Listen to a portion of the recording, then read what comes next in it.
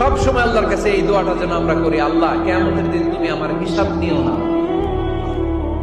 আল্লাহ তুমি আমার বিচার বসিও না, আল্লাহ তুমি দয়া করে আমারে মাফ করে দিও।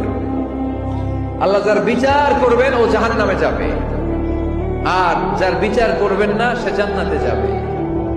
আল্লাহ যদি বিচার করে আর পাই টু পাই হিসাব নেয়, নামাজ পড়লি না কেন, রোজা রাখলি না কেন, মিথ্যা বললি কেন, খাদ্যে ভেজাল দিলি কেন, মাছে ফরমালিন দিলি কেন, যৌতুক খাইলি কেন, ঘুষ খাইলি কেন, উল্টাপাল্টা করলি কেন, জিনা করলি কেন, একটার পর একটা প্রশ্ন বানে যদি সেই ভয়ঙ্কর দিনে আল্লাহ আমাদেরকে জর্জরিত করে, আমাদের কোন উত্তর আছে?